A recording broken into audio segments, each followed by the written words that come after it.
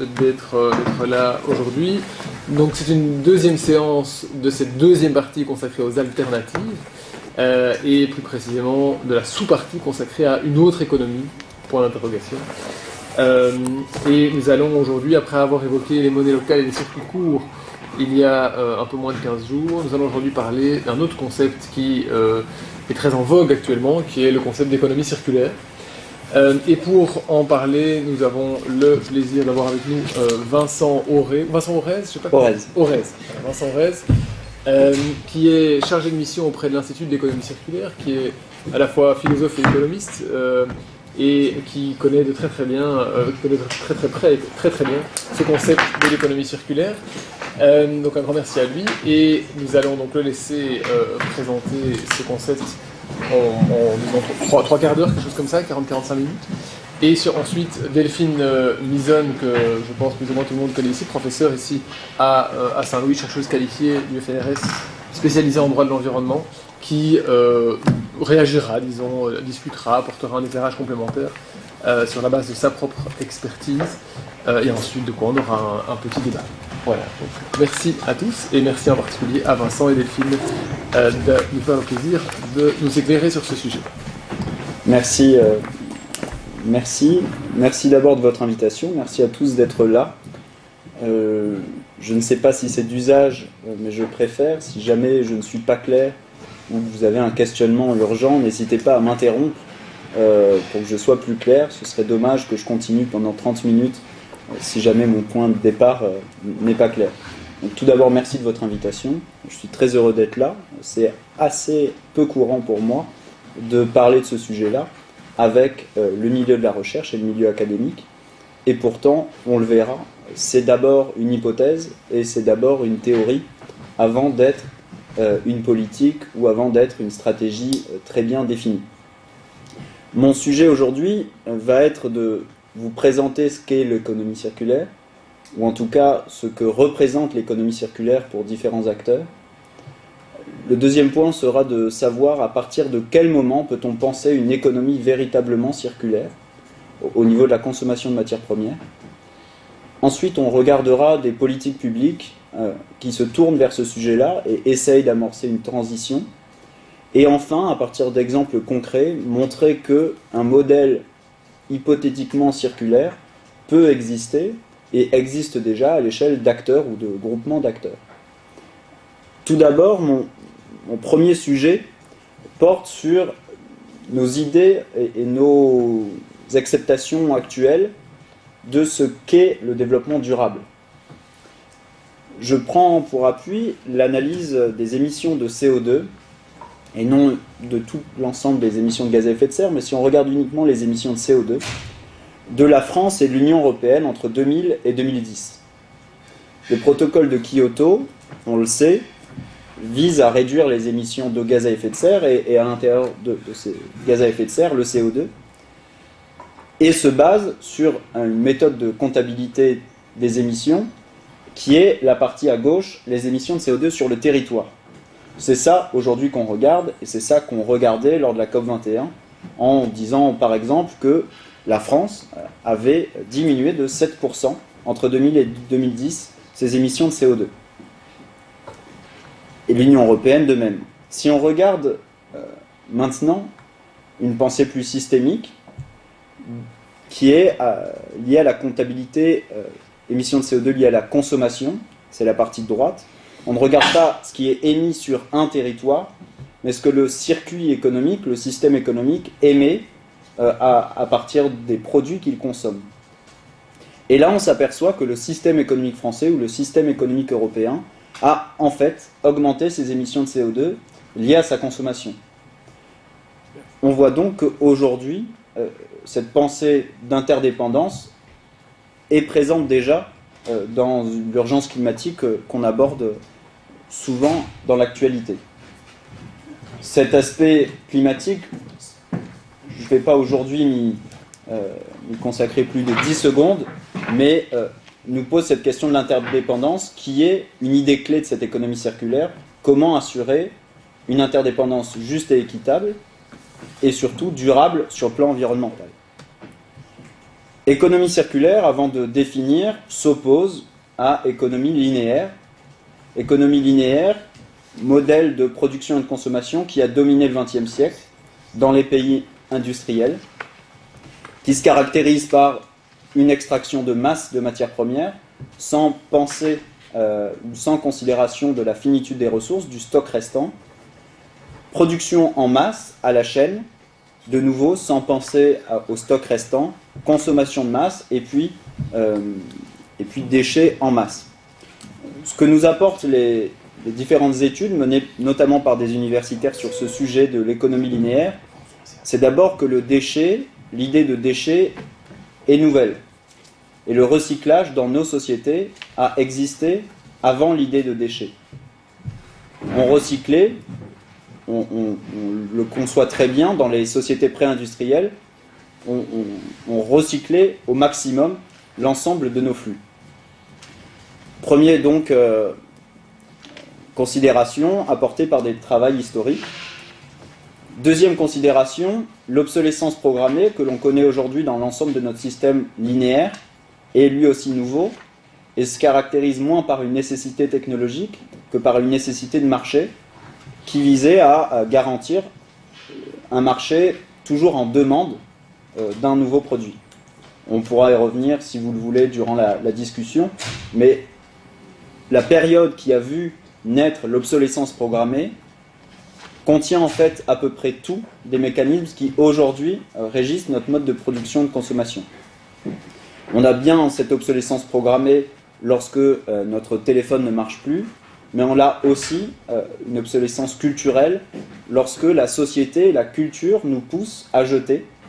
Je me rappelle d'une phrase du Meilleur des mondes de Huxley qui montre que dans le meilleur des mondes, on vise à jeter et à remplacer par du nouveau, car réutiliser des vêtements, je crois que c'est des vêtements dans ce roman, c'est pour les sauvages. On a bien une société aujourd'hui, pas uniquement dans les mécanismes économiques, mais dans les mécanismes culturels, qui soutient ce modèle de production linéaire. Aujourd'hui, je l'ai dit au début, voilà un graphique assez connu, et donc qui n'est pas de mon fait, sur les sociétés et l'empreinte écologique. On regarde l'ensemble des pays du monde. Donc là, si on regarde de gauche à droite, donc à gauche, indice de développement humain, en abscisse, indice de développement humain, plus vous êtes à droite, plus vous êtes développé au niveau de l'IDH. Plus vous êtes en haut, plus vous avez une empreinte écologique forte. Donc plus vous êtes en haut, moins vous êtes soutenable, globalement, et plus vous êtes à droite, plus vous êtes pauvre, ou en tout cas plus votre société... À gauche, oui, pardon. Plus votre société a un accès à l'éducation réduit et un taux de mortalité infantile haut, etc. Si je prends ces deux choses, je prends le niveau de développement humain après 0,8, ce qui est défini par l'ONU comme un très haut niveau de développement humain, et je regarde ce qui est durable au niveau de l'empreinte écologique, c'est cette ligne. On voit qu'aujourd'hui, strictement aucun pays n'est durable en soi, puisqu'il n'a pas une empreinte écologique en dessous de cette ligne, tout en ayant un IDH élevé. C'était donc pour vous dire, dès le départ, que c'est bien une hypothèse dont je vais vous parler, qui se concrétise à travers des exemples réduits, mais qui ne se concrétise aujourd'hui pas à l'échelle d'une société entière. Passons désormais à l'économie circulaire. Cette théorie, je la rapproche de l'éco-développement, concept qui a été abordé lors de la conférence de Stockholm en 1972, avant le concept de développement durable. Et ce concept d'éco-développement porte en lui la quasi-totalité des caractéristiques de ce que nous nommons aujourd'hui économie circulaire. Pourquoi cet éco-développement a été abandonné dans la coopération internationale, dans les stratégies politiques? Selon Éloi Laurent et Jacques Lecacheux, et qui eux-mêmes se basent sur les travaux d'Inami Sachs, l'éco-développement portait une vision trop radicale vis-à-vis des intérêts dominants des pays dominants de l'époque, et on était en plus dans un contexte de guerre froide. Néanmoins, on a bien une théorie, dès 1972, qui vise à adapter les technologies et les modes de vie aux potentialités et contraintes spécifiques de chaque zone, Donc on considère bien les stocks restants de tout à l'heure, la valorisation des déchets, l'organisation de l'exploitation des ressources renouvelables par la conception de systèmes de production bouclés systématisant les cycles écologiques. Nous sommes là en 1972. En 1976, Walter Stahel et Geneviève Redé on demande à ces deux personnes, la Commission européenne demande à ces deux personnes une étude portant sur le potential for manpower dans l'Union européenne. Et ces deux auteurs vont faire la première théorie en 1976 dans un rapport qui porte sur l'emploi de l'économie circulaire et de ce système en boucle à partir de graphiques et surtout d'exemples dans différents secteurs. En 1976 donc, on a bien cette pensée circulaire qui s'élabore, s'appuie sur des travaux de plus en plus précis et à partir de plus en plus d'exemples. Qu'est-ce que c'est ? Si je devais simplifier au fond ce qu'est une économie circulaire, c'est d'abord un principe d'organisation qui vise à assurer cette hiérarchie de mode de gestion de la matière. D'abord, il faudrait absolument réduire la consommation de matières premières. Ensuite, si je ne peux pas réduire, réutiliser au maximum.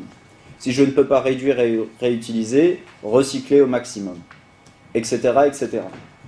On a, en fait, un mode hiérarchique de gestion des matières premières.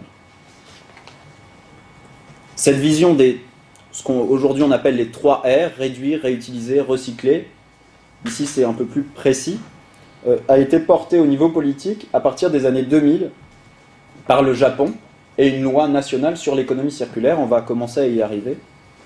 En 2000, le Japon adopte donc une loi sur l'économie circulaire qui porte le nom d'une société en cycle et vise à faire adopter au niveau international une adoption lors du G8, d'abord aux États-Unis, puis à Kobe en 2007, donc au Japon, une adoption d'une initiative internationale sur ces 3 R, comment favoriser dans la société, dans le monde, ce mode de gestion et de valorisation, ce principe d'organisation. C'est adopté en 2007 et finalement la dynamique dont je vais vous parler commence véritablement à partir de cette année-là, puisqu'en 2008-2009, la Chine adopte une grande loi sur l'économie circulaire qui va être déclinée en tout un tas de réglementations au niveau local en Chine, et ensuite d'autres pays aussi vont eux-mêmes se positionner sur cette question. Dans cette même décennie, la Fondation Ellen MacArthur, une association soutenue par notamment de très grandes entreprises, élabore un schéma de l'économie circulaire qui est le suivant. C'est moins une définition qu'une représentation de l'économie circulaire. Représentation avec un S, car on verra qu'il y en a d'autres.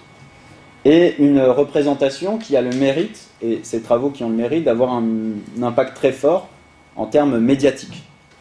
Ce qui commence à poser la question de, est-ce qu'on parle là, finalement, jusqu'à présent, uniquement d'une construction médiatico-institutionnelle qui n'a pas vu vraiment le jour aujourd'hui.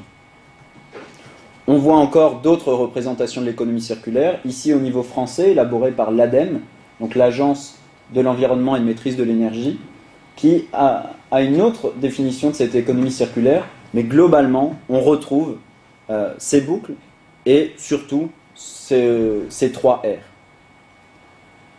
Qu'est-ce que l'économie circulaire ?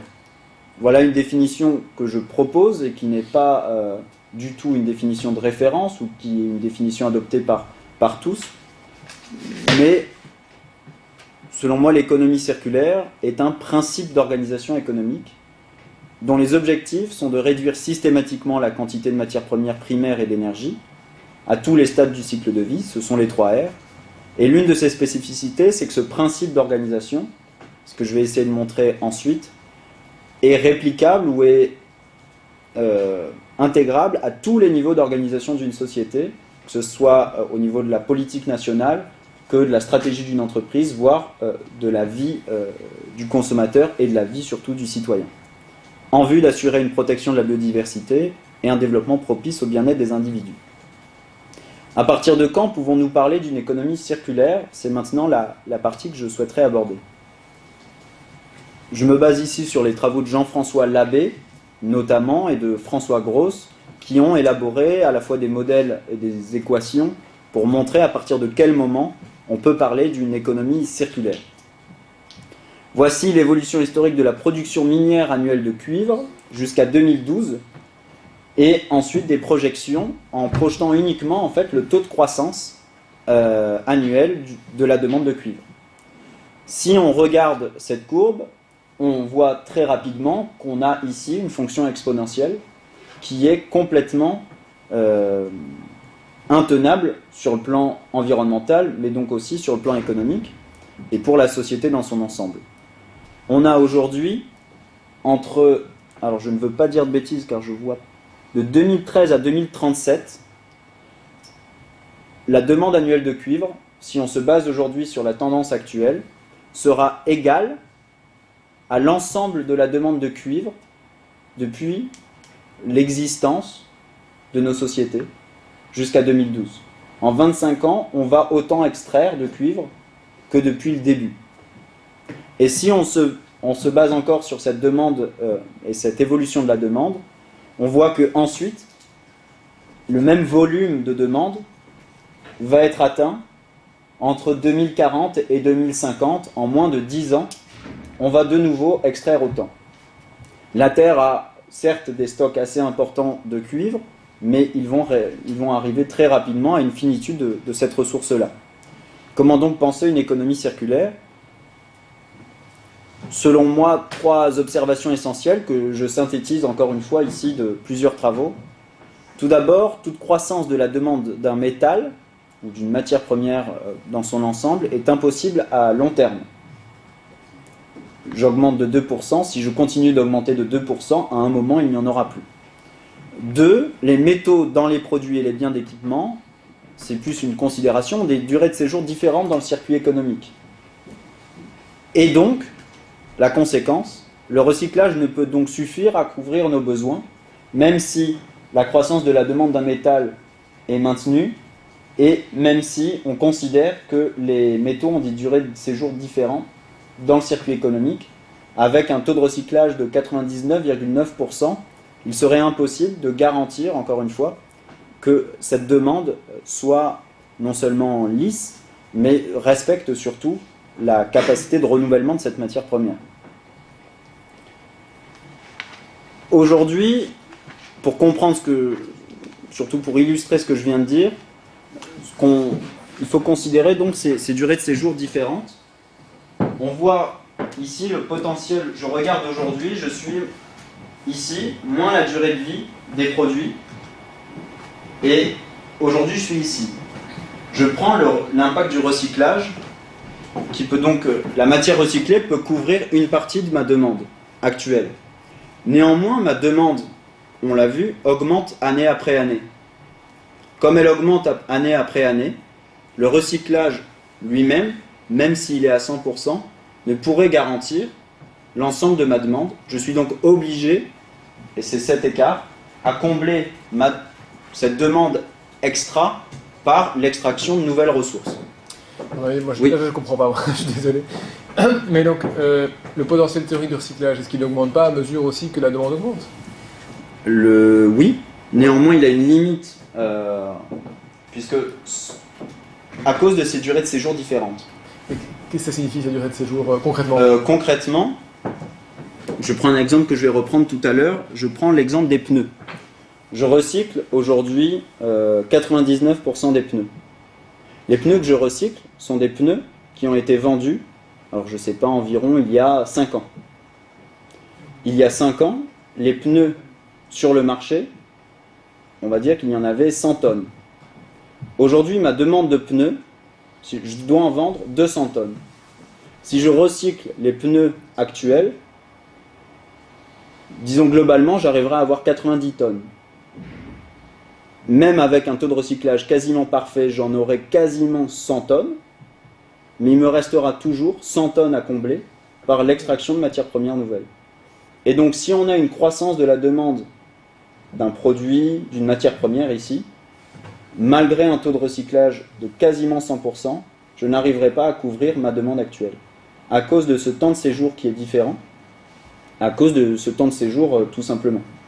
Est-ce que j'ai été plus clair? Oui, je vois. Ouais, à cause de l'augmentation de la demande. Ça, voilà. Le temps de séjour. Le temps de séjour.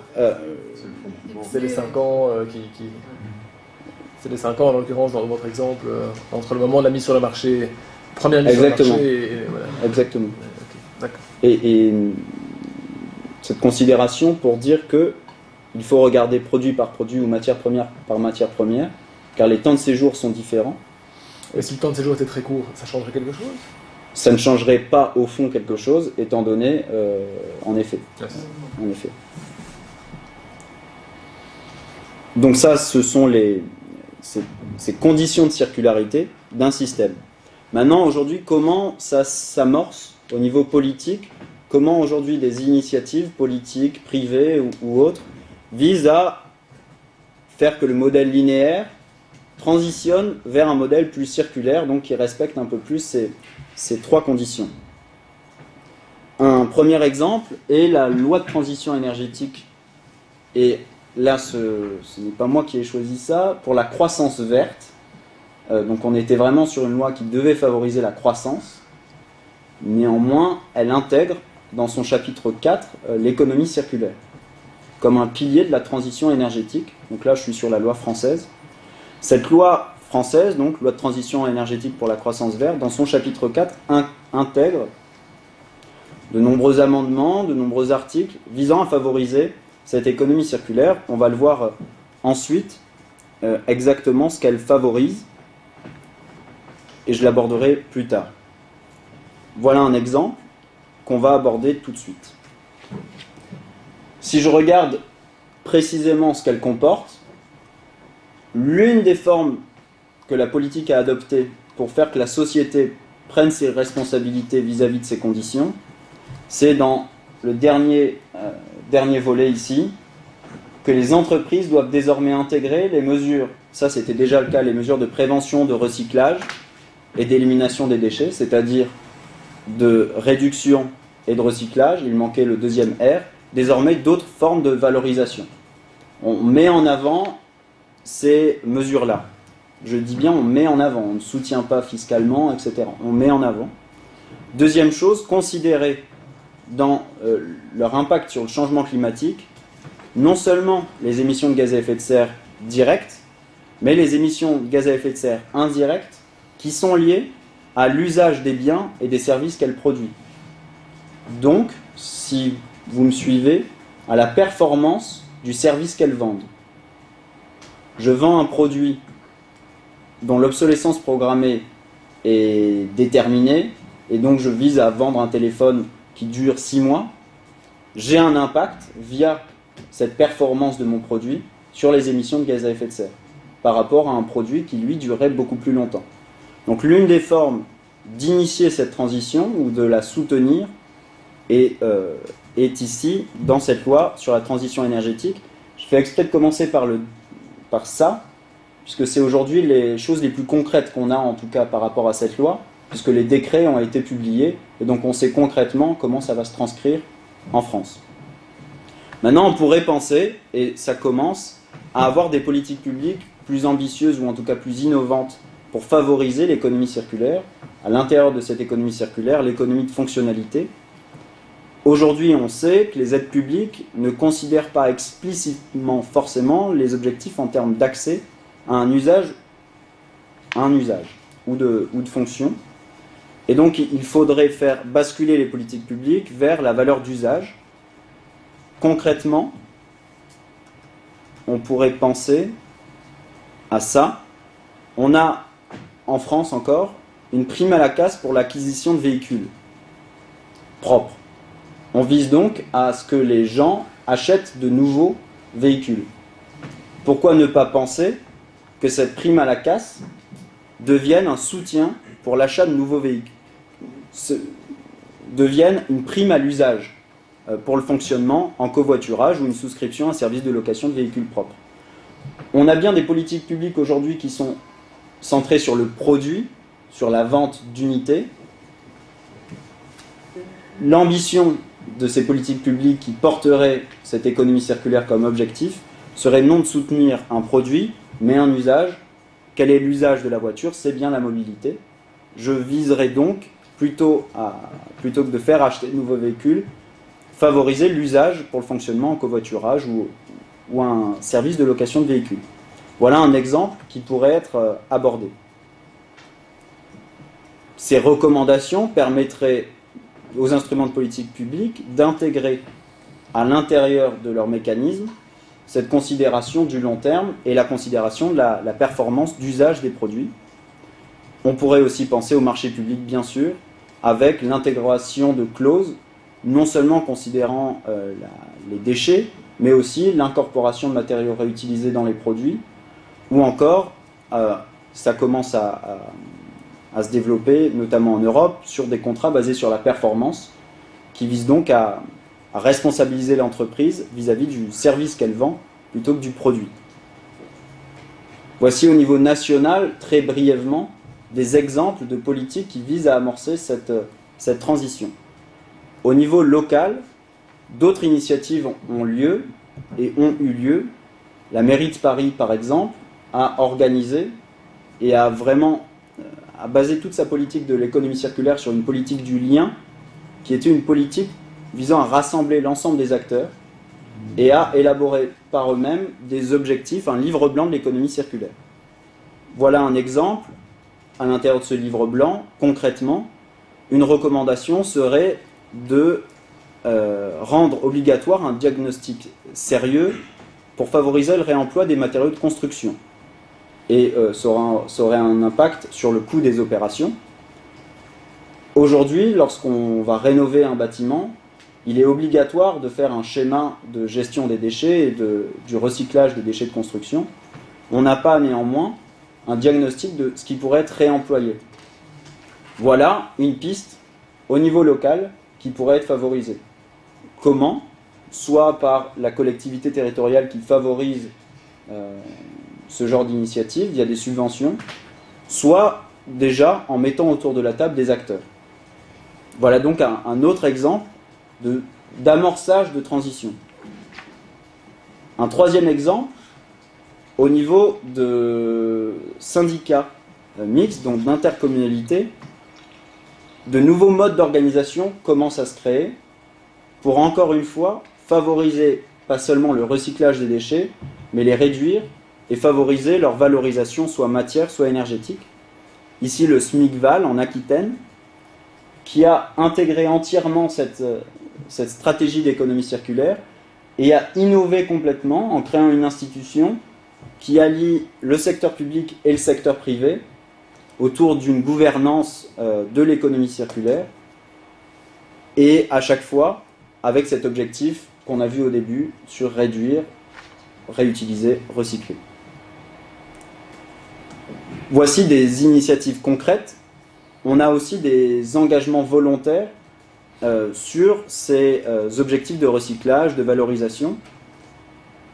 En France, ça s'appelle Engagement pour la croissance verte.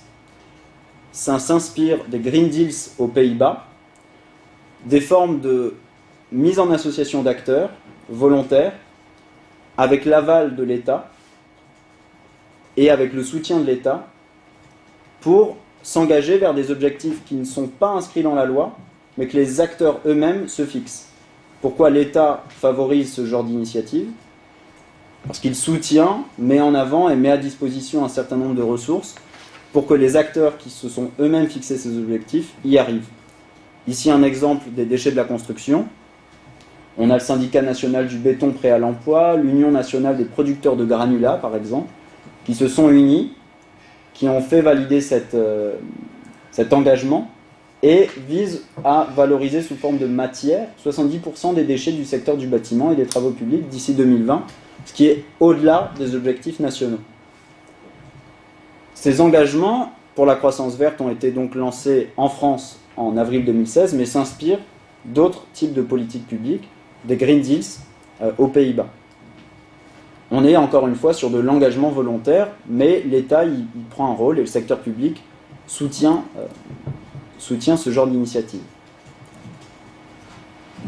Maintenant, comment faire pour organiser cette économie circulaire? Voici un exemple d'entreprise qui a intégré l'économie circulaire, et on va voir ensuite les résultats sur le plan de la consommation de ressources, des émissions de gaz à effet de serre, de ce genre de modèle.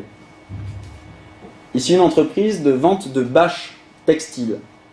Initialement, cette entreprise était structurée sur l'achat de matières premières, la production de bâches textiles, et elle les vendait en masse lorsqu'il y avait un événement, par exemple un festival. Cette entreprise en soi ne considérait pas la durée de vie de ses produits, ne considérait pas non plus d'où venait la matière première, et ni comment elle les fabriquait sur le plan environnemental. Elle a commencé à évoluer en louant ses bâches. On est là sur un modèle d'économie, donc de la fonctionnalité.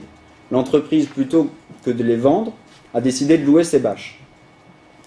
Elle les loue, elle en récupère donc un certain nombre à la fin des événements, et elle s'est retrouvée avec une considération là purement économique, qui est: j'ai un stock de bâches qui ne me servent à rien, que puis-je en faire? Bien sûr, je peux de nouveau les vendre. Et puis la considération et les mécanismes économiques ont fait que cette entreprise avait un intérêt à ce que ces bâches durent le plus longtemps possible, puisqu'elle les louait. Elle a donc intégré de plus en plus cette considération de durée de vie des produits, à partir uniquement du mécanisme de location. Elle les récupérait, et parfois, c'est la boucle à droite, elle ne pouvait plus les réutiliser. Elle a donc acquis une société spécialisée dans le recyclage des bâches pour favoriser le recyclage de ses propres bâches. Et donc elle a intégré le recyclage au sein même de son modèle d'affaires. L'éco-conception, on l'a vu, c'était pour que les bâches durent le plus longtemps possible. Et ainsi, elle a réduit ses coûts d'approvisionnement, puisqu'elle recyclait et s'approvisionnait elle-même en matières premières qui permettaient de produire ces nouvelles bâches. Concrètement, cette démarche a été d'abord économique, je l'ai présentée comme ça, et le chiffre d'affaires de la société a fortement augmenté. Sur le plan environnemental, ses émissions de gaz à effet de serre ont diminué de 46% par rapport au modèle linéaire qu'elle avait précédemment. Si je prends d'autres exemples qui ont été calculés, voilà un exemple à peu près similaire à ce que je viens de présenter sur les vêtements de travail. Une entreprise qui ici n'est pas nommée vendait des vêtements de travail et a décidé de les louer et donc d'intégrer encore une fois toutes ces considérations. Les conséquences, à droite c'était le modèle purement linéaire, à gauche le modèle plus circulaire. Sur la consommation de ressources, moins 49%. Sur les émissions de gaz à effet de serre, moins 36%. Moins 37% selon qu'on soit dans des vêtements salissants ou non salissants. On voit là un exemple concret sur la consommation de matières premières. Au niveau économique, je vous en ai parlé. En consommant moins de matière, les modèles donc de remanufacturing permettent de réduire l'impact environnemental jusqu'à 40%. Et voilà, selon que le modèle soit réparé de manière légère, modérée ou importante, on voit que de toute façon, les modèles réparés diminuent l'empreinte environnementale par rapport aux produits neufs. Je continue dans des exemples et des initiatives pour essayer de vous montrer des exemples d'amorçage de transition selon les types d'acteurs. Et enfin, j'essaierai de montrer quel est le dénominateur commun de ça. Voici un exemple de port, le port de Fos à Marseille, qui a décidé, encore une fois, de mettre en commun les acteurs de son territoire pour favoriser l'écologie industrielle, c'est-à-dire favoriser les mutualisations de biens ou de ressources entre entreprises positionnées sur son port. Pourquoi elle fait ça? Encore une fois, principalement par une considération économique. L'entreprise qui vient ici va, si elle a besoin de chaleur pour la production de son procédé, va pouvoir s'approvisionner avec la chaleur d'une usine à côté qui va l'approvisionner en chaleur. Que fait le port ici?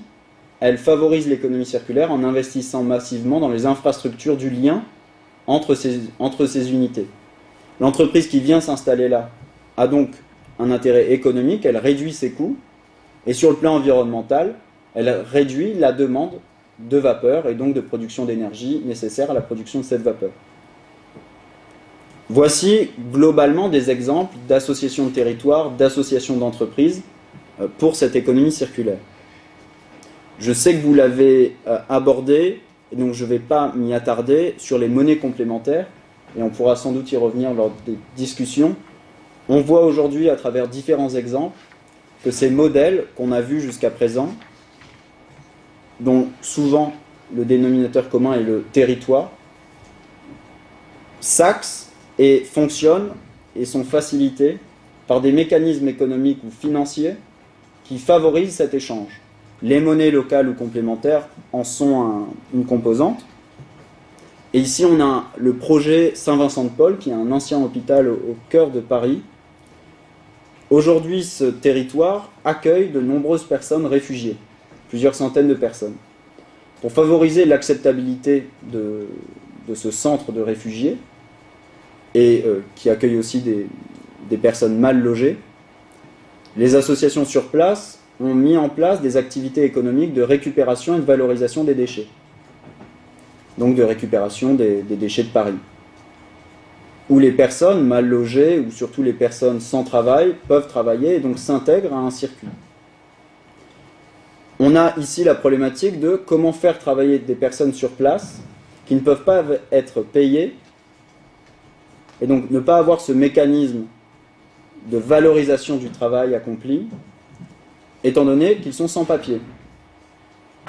Les associations sur place ont mis en place une monnaie complètement décorrélée de l'euro, un mécanisme de lien social, une monnaie locale, à l'échelle d'un grand hôpital, pour favoriser les échanges. Ce qui m'intéresse dans cet exemple, c'est que le modèle social peut être intégré au modèle économique que je viens de présenter, et ce modèle économique pouvant être favorable à l'environnement, dans le cas ici d'activités de valorisation des déchets. Si je continue sur ces mécanismes financiers qui portent l'économie circulaire, un très bon exemple est ce modèle qui est actuellement en train de se réaliser, qui est Organic Valley, en Midi-Pyrénées. Organic Valley est une première innovation, est une société coopérative d'intérêt collectif, nouveau statut d'entreprise qui a été créé il y a peu en France, qui permet, dans cette société coopérative, d'avoir de l'investissement public et de l'investissement privé, tout en garantissant ici que l'investissement privé est majoritaire par rapport à l'investissement public. Chacun peut investir, que vous soyez citoyen de ce territoire, ou pas d'ailleurs, que vous soyez une entreprise dont le modèle d'affaires dépend, et surtout, on va le voir, que vous soyez la ville qui va bénéficier de ce modèle économique. On a 3 grands groupes d'acteurs, la région Midi-Pyrénées en bas à gauche, Organic Valley qui est une association d'entreprises regroupée dans cette SCIC, et Clair Vert qui est une entreprise de valorisation des déchets organiques. Comment... C'est la même chose que la Bio-Vallée Non. Ah, non. Non, ça c'est en Rhône-Alpes. C'est ça, oui. C'est un peu différent sur le plan de ces mécanismes financiers justement. Alors première innovation donc, j'en parlais sur l'organisation de ces acteurs. Ils sont tous là et la région vient d'investir ou va investir, en tout cas dit qu'elle allait le faire, dans la SCIC et donc ont tous un intérêt financier dans cette SCIC. Clair Vert s'approvisionne en déchets, c'est la boucle en haut à gauche, des déchets organiques de la région Midi-Pyrénées. Il y a un intérêt commun, bien sûr, puisque le stock de déchets, la ressource pour Clair Vert, est dans les zones urbaines. Clair Vert valorise ces déchets et en fait notamment de l'énergie en méthanisant ou de la matière première en compostant. Ces matières premières secondaires et cette énergie, faite à partir de déchets, approvisionnent Organic Valley, où il y a un ensemble d'acteurs qui eux-mêmes sont reliés les uns aux autres par le même type de mécanisme. Donc par exemple, vous avez de l'élevage. L'élevage, une partie des déchets organiques récupérés et triés par Clair Vert va permettre de nourrir les animaux.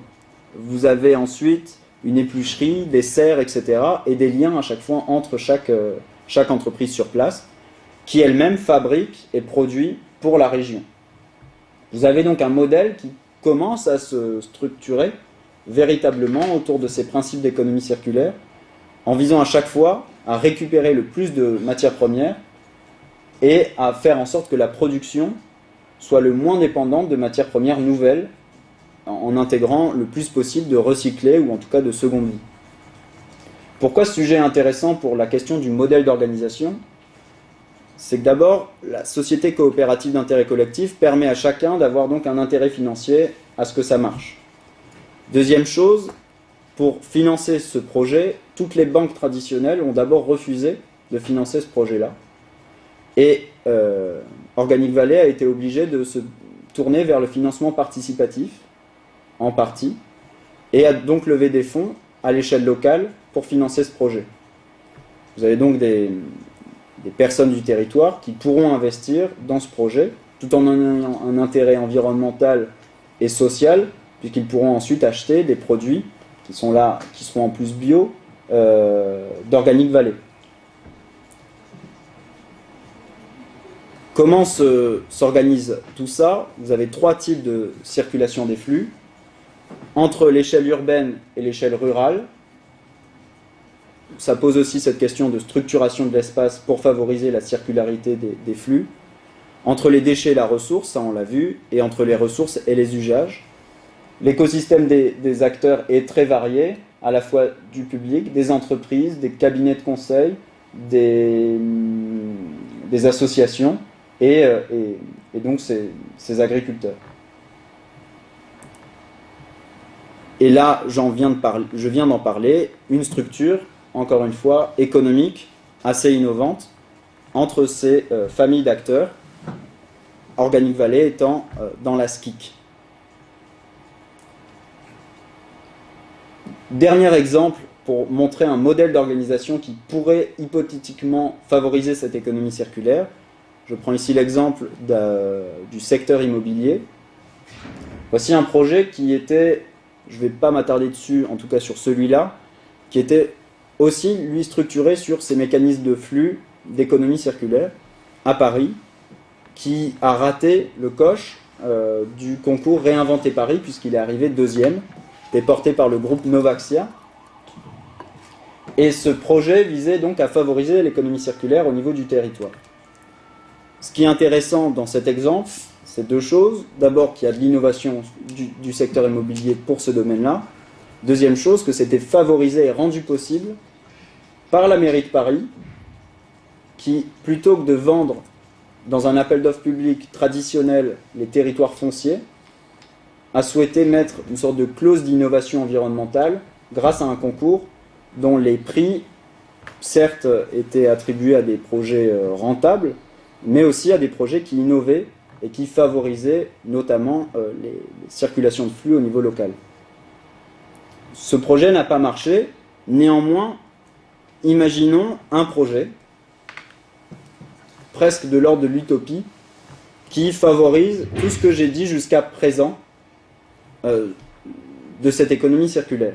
Imaginons donc un projet qui, économiquement, vous l'avez, je pense, compris, soit rentable, en tout cas économiquement soutenable, qui soit éco-conçu, qui soit fait pour durer, et qui, dans ses ressources, utilise des matières premières renouvelables, ici du bois, qui soit meublé avec des matériaux de récupération, qui favorise au niveau social la mixité des hébergements et des publics, qui favorise les rencontres au niveau interne, où il y ait des espaces mutualisés, qui valorise les circuits courts, qui emploie 16 personnes à temps plein sans possibilité de délocalisation, et pourquoi pas avec des jeunes en difficulté guidés par une association partenaire, qui produisent de l'énergie renouvelable.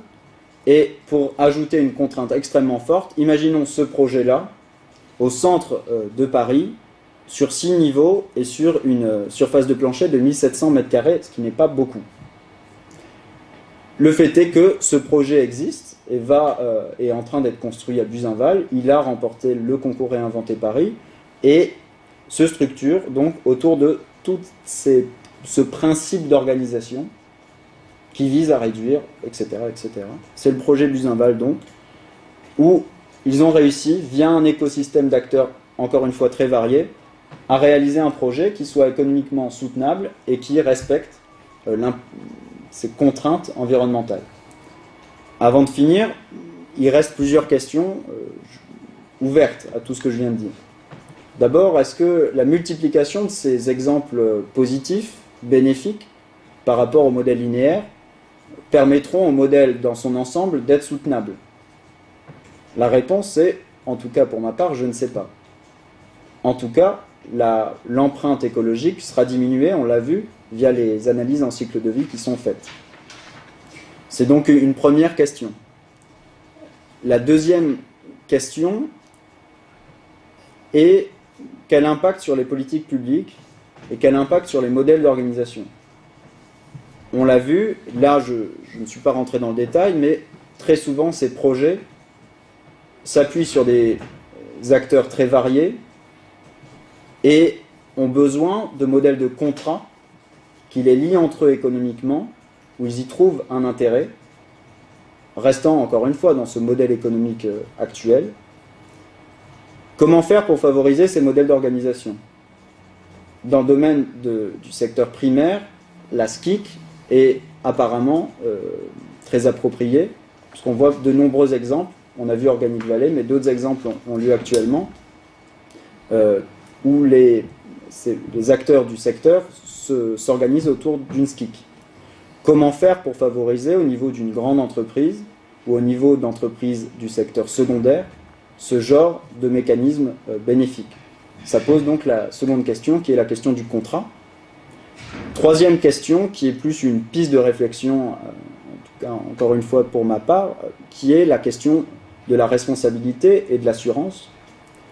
Dans ces modèles de location, de récupération et de valorisation de matières premières recyclées ou de produits ayant une seconde vie, qui a la responsabilité à chaque fois si le produit est défectueux? Est-ce la personne qui a réparé? Est-ce le producteur initial? Est-ce le consommateur? Ce questionnement est déjà bien présent dans nos sociétés, il va s'amplifier encore avec le développement de ces économies circulaires, en tout cas de ces modèles plus circulaires, basés sur la vente d'un usage plutôt que d'un bien, et basés sur la mise en place de circuits de récupération et donc de valorisation de produits de seconde vie. Dernière question, comment favoriser des modèles qui sont favorables sur le plan économique à l'environnement, mais qui ne sont pas plus rentables et qui sont un peu moins rentables très souvent que les modèles linéaires sur le même secteur. Concrètement, Organic Valley ne va pas, sans doute, on attend de voir, mais avoir un chiffre d'affaires à l'hectare plus élevé qu'une entreprise de production de masse dans le secteur agricole. Ce sera tout de même soutenable sur le plan économique, les personnes seront tout de même employées, etc. Mais comment faire pour que ces exemples positifs, et plus soutenables en tout cas, restent en vie, survivent, voire se développent, dans un modèle qui aujourd'hui est dominant et favorise des acteurs de production linéaire. Voilà donc des pistes de réflexion. N'ayant pas les réponses, je vous propose en dernière présentation des mots pour dire, encore une fois je m'appuie sur de nombreux auteurs qui le disent, favoriser cette transition, c'est bien sûr inventer un nouveau langage de l'après. Quels seraient les mots, les concepts clés d'une économie circulaire ou d'une société circulaire? Sur l'organisation des échanges, 3 concepts me paraissent intéressants à systématiser et à intégrer. Mode de production et de consommation, il est déjà existant, néanmoins le systématiser pour avoir cette pensée en cycle de vie. Niveau d'organisation, pour voir que seul l'État ne peut pas faire que l'économie actuelle soit durable, mais qu'il faut que chaque niveau d'organisation de la société s'organise donc pour ces échanges. Multipolarité, pour ce mot implique donc des centres de pouvoir à différentes échelles. Au niveau de la politique, 2 deux concepts. Le continuum rural-urbain, un peu abandonné dans les travaux d'aménagement et dans la considération de la spatialisation des politiques d'aménagement. Et deuxième concept, principe de proximité. Et enfin, spatialisation des valeurs et des échanges. Concrètement, un prix donné général et universel n'a que peu de sens si on ne le rapporte pas à la valeur, mais au sens global, de ce produit ou de ce service à l'échelle du territoire. Et enfin, la nécessaire évaluation de ces modèles-là pour montrer si oui ou non ces modèles sont durables sur le plan environnemental. C'est à chaque fois des champs d'investigation qui sont aujourd'hui ouverts. Par exemple, sur les indicateurs, Dominique Bourg a récemment publié un article sur ce sujet. À partir de quel moment on pourrait penser des indicateurs d'économie circulaire? La Fondation MacArthur en a élaboré un, très critiquable, mais en tout cas c'est une initiative. La Commission européenne y réfléchit, et d'autres y réfléchissent. La Chine a son propre système d'indicateurs de l'économie circulaire, catégorisé en plus de 16 indicateurs. Et donc à chaque fois, ce sont autant de champs d'investigation. Et voilà donc quelques pistes, sinon questions au moins de langage, pour aborder cette transition. Merci.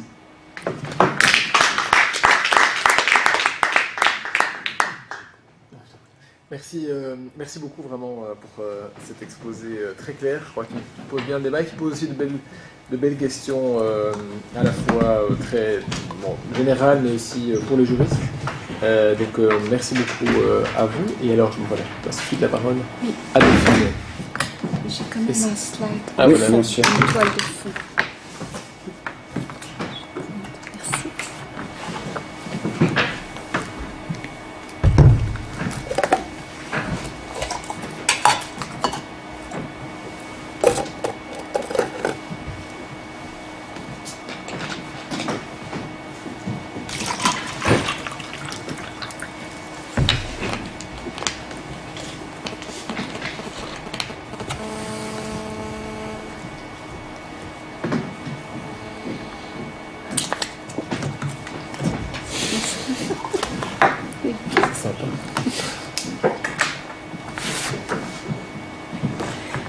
Voilà, bonjour à tous. Merci pour cet exposé en effet extrêmement clair et instructif. Dans mon rôle de discutante, je vous propose de nous concentrer sur deux questions. Est-ce qu'on est ici face à un changement de paradigme? Est-ce vraiment quelque chose de nouveau ou sommes-nous plutôt dans la continuité d'autres choses? Un peu comme si des fruits avaient finalement commencé à pousser dans un verger que l'on a planté peut-être il y a déjà une quarantaine d'années. Je voudrais aussi simultanément me pencher avec vous sur la question du caractère consensuel de cette économie circulaire qui bénéficie d'une aura d'unanimité, mais est-ce vraiment si lisse? Est-ce qu'il n'y a pas quelques aspérités? Ne faut-il pas placer un autre type de miroir permettant de révéler certains enjeux complexes qui la sous-tendent? Et ces fruits ont-ils donc eu une croissance sereine? Est-ce qu'ils ne sont pas parfois déjà un peu abîmés? Mon propos se veut complémentaire. Il est évidemment lié à ma discipline qui est celle du droit de la protection de l'environnement. Et je voudrais aussi souligner à la fois l'importance et la grande actualité du concept, puisque on en parle actuellement depuis des mois, par exemple au niveau du Parlement européen. C'est vraiment un domaine d'actualité tout à fait intéressant. Mes observations vont quand même dans le sens où j'estime, d'un point de vue juridique et du point de vue du droit de l'environnement, qu'on n'est pas tant dans un changement de paradigme, mais dans un changement de point de vue sur le système, une autre manière d'aborder ce discours et peut-être une assimilation aussi tardive, mais enfin fructueuse d'un certain discours qui a commencé pour moi dans les années 70. Alors je m'en explique en choisissant quelques dates qui sont en fait assez parallèles. On va prendre 75, 1990, les années 2000-2008 et puis enfin 2016. Pourquoi 1975? Eh bien, ce sont les premières législations européennes en matière de déchets, inspirées, c'est vrai, d'initiatives nationales. Mais que contiennent-elles? Eh bien, déjà, une préoccupation de mise en boucle, même si ce n'est pas exprimé comme ça. Il faut d'abord comprendre le contexte. Les années 70, le déchet commence à exister, mais il n'est pas géré. Il est polluant, on le trouve partout, dans les terrains vagues, dans les mers, dans les cours d'eau. Il n'y a pas d'installation vraiment adaptée, en tout cas au sens technologique que l'on connaît actuellement, pour les traiter. Tout est à faire. On a tout d'un coup des plastiques, des toxiques, des huiles et des métaux qui qui se retrouvent dans la nature. C'est la fameuse montagne des déchets qui commence à se construire. À la même époque, qu'est-ce qui se passe? Les années 70, eh bien, c'est le rapport Meadows. Il y a des limites à la croissance. La croissance que l'on connaît va dans le mur si on ne se rend pas compte du fait qu'elle est basée sur des ressources qui ne sont pas infinies. C'est aussi les chocs pétroliers. C'est aussi cette fameuse conférence de Stockholm de 1972 où on commence à s'intéresser au niveau global aux questions environnementales. Donc, que contiennent ces premières législations? D'abord, une sur les huiles de vidange et une plus générale sur déjà la gestion des déchets. Eh bien, le fait que, par exemple, les huiles usagées peuvent contribuer à une politique d'approvisionnement en combustible et qu'il convient donc d'accorder la priorité à la régénération de ces huiles. Ou encore, la récupération des déchets est importante parce que cette récupération permettra de préserver les ressources naturelles. On a déjà ce vocabulaire dans les législations donc des années 70 européennes et on perçoit quand même explicitement le lien que l'on peut établir entre ce déchet et l'économie de la ressource. Mais tout est à faire. C'est difficile aussi de faire passer ce message. Ça suppose des bouleversements en termes d'habitudes, le développement d'infrastructures, le développement d'administration. Et aussi, soudain, on comprend que ce déchet a un coût, tant pour la société que progressivement pour l'industriel. On ne peut plus le libérer dans la nature, il va falloir commencer à s'en préoccuper. Et donc, cela commence à coincer quelque peu.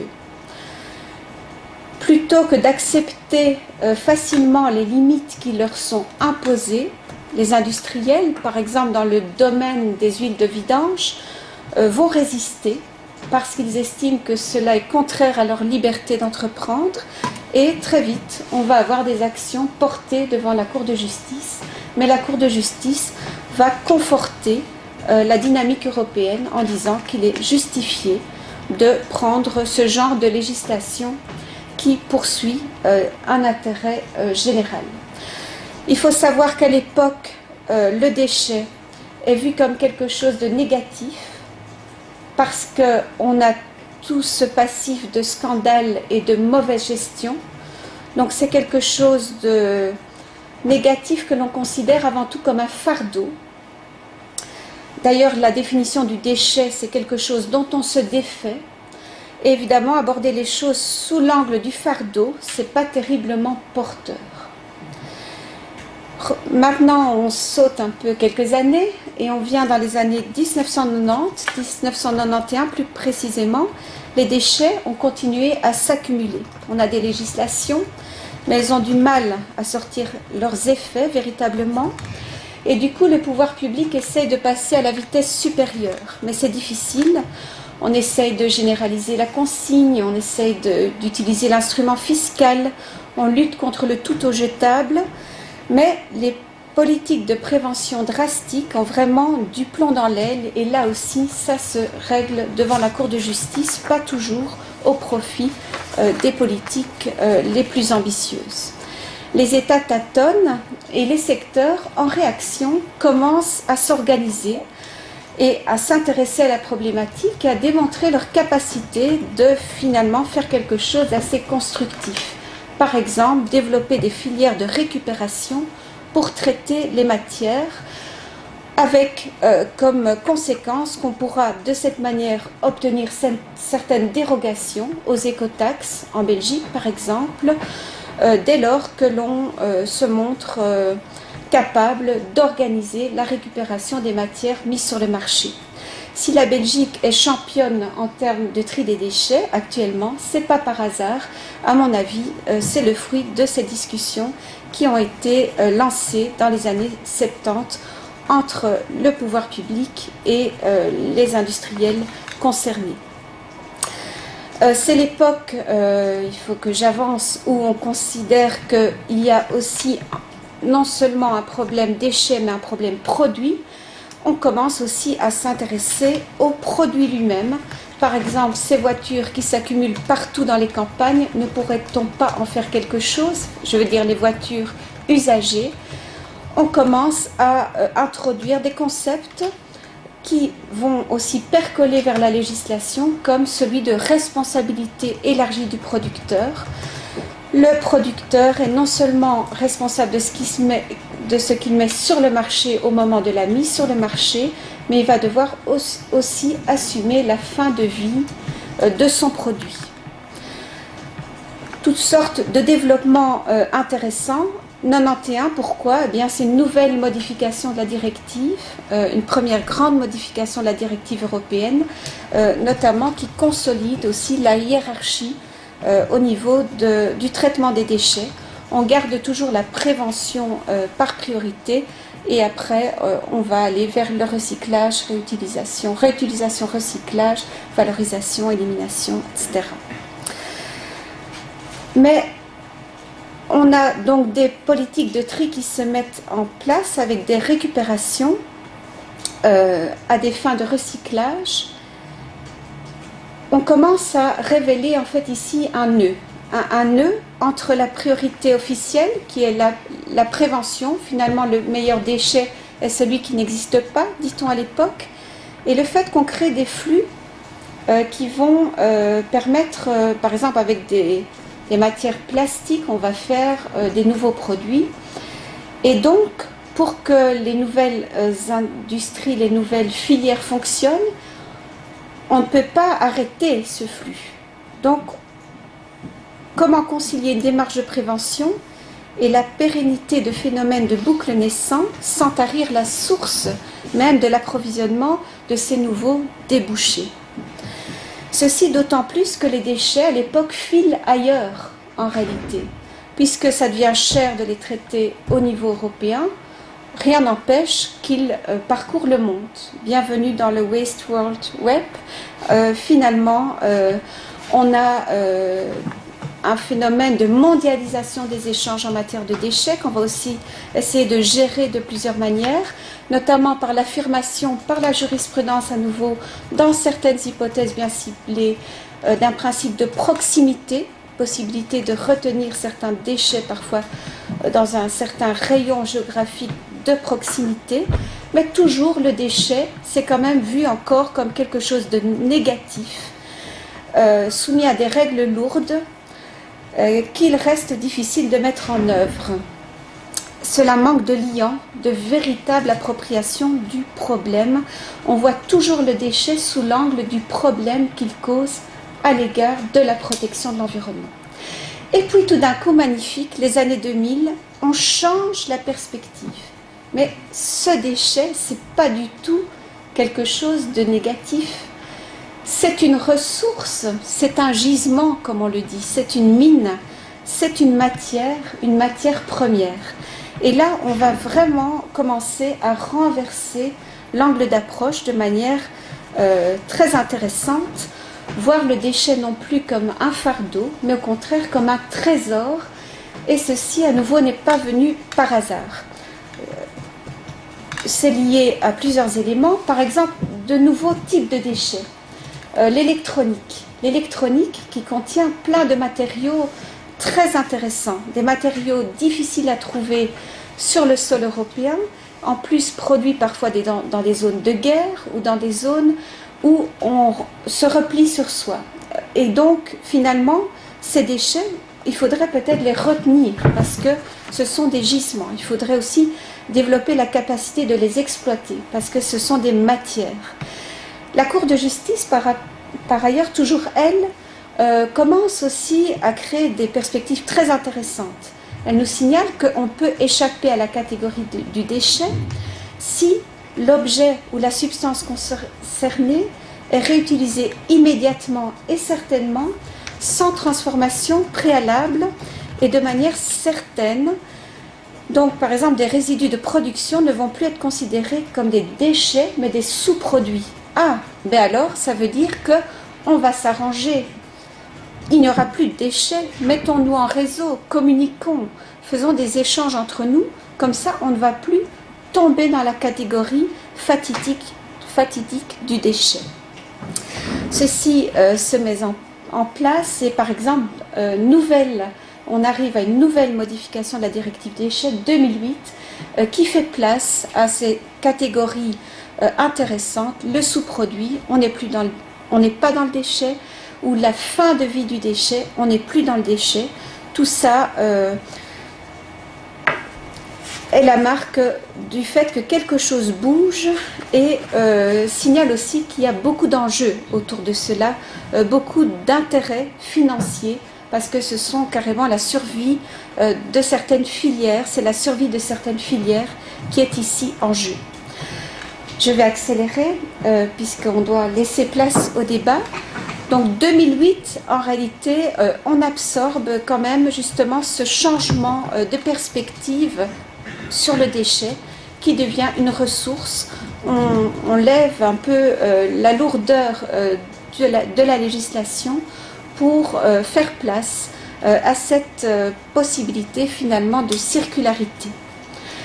2016, eh bien maintenant on est en plein, par exemple au niveau européen, dans cette discussion au niveau législatif sur le paquet économie circulaire. La question n'est pas tant si, mais jusqu'où veut-on aller avec cette économie circulaire? De quoi traite-t-on dans le paquet et surtout d'un point de vue législatif dans les législations qui sont mises en chantier, qui sont en train d'être réformées à nouveau, et notamment cette directive déchets, mais aussi par exemple une directive éco-conception des produits ou emballage, eh bien ce sont des questions de taux. Jusqu'où veut-on aller dans le recyclage? Veut-on aller très loin, moins loin? Et là aussi, il y a beaucoup de résistance, beaucoup de discussions. Tout ça n'est pas spontané. Ce sont vraiment des tractations particulièrement féroces. Boucler la boucle, nous dit la Commission, très bien, il faut laisser les produits le plus longtemps possible dans les flux. Objectif zéro déchet, cela sonne un peu différemment quand on comprend qu'il y a là derrière des astuces sémantiques qui permettent en effet de ne plus tomber dans la catégorie du déchet. Mais une question d'un point de vue environnemental que l'on se pose par rapport à ces nouvelles manières de voir, c'est qu'en est-il de l'objectif environnemental? Puisque finalement, est-ce que l'on parle de la boucle uniquement ou aussi de ce qui est injecté dans la boucle? Est-ce que l'on va ici frontalement aborder la question l'hyper-consommation qui caractérise nos sociétés? L'hyper-augmentation du besoin en matières premières, c'est formidable le schéma que vous avez montré en termes de consommation du cuivre. Ici, là, c'est un des talons d'Achille, semble-t-il, de ce nouveau paquet. Il n'aborde pas, en tout cas selon certains commentateurs, suffisamment l'amont. L'aspect prévention, finalement. Prévention, quand même, de l'apparition de produits qui vont, in fine, poser question par rapport à l'impact sur l'environnement. Un autre petit aspect que je voudrais mettre en place, c'est aussi le questionnement de ce vocabulaire qui parfois est quand même relativement cynique par le caractère d'immanence qu'il induit, écologie industrielle, métabolisme urbain. Tout ça semble dire que finalement ces processus industriels sont légitimes parce que ce serait comme la nature. Ça mériterait sans doute discussion plutôt d'un point de vue philosophique, mais c'est peut-être intéressant de s'arrêter à ces différents champs sémantiques qui sont quand même cruciaux en réalité dans la communication autour de l'économie circulaire. Ce sont des phénomènes très intéressants. C'est un cercle qui tourne, l'économie circulaire, mais est-ce que ça tourne dans la bonne direction? Une direction respectueuse des besoins des générations futures et respectueuse de la qualité de la terre que l'on pense leur laisser. Je vous laisse méditer sur ce schéma que je présente devant vous et j'en terminerai. Merci beaucoup, Lucie. Merci beaucoup à tous les deux. On voit bien effectivement le risque dans vos deux exposés sans doute, mais surtout dans le tien Delphine, d'une récupération de cette idée de l'économie circulaire où vous présentiez les fameux 3 R et on a l'impression que ce qui intéresse surtout notamment la Commission européenne, c'est le troisième, c'est recycler, parce que le recyclage, c'est faire tourner la croissance, évidemment, c'est créer une nouvelle industrie, peut-être même sur le sol européen quand c'est possible. Et donc, évidemment, là, il y a un énorme intérêt, avec le risque, évidemment, qu'on oublie le premier R, celui de la réduction, qui n'est pas du tout politiquement correct, à mon avis, aujourd'hui, et qui reste, à mon avis, un énorme enjeu. Moi, je voulais juste, peut-être... revenir, il y a 2 choses moi, qui m'avaient frappé. D'abord,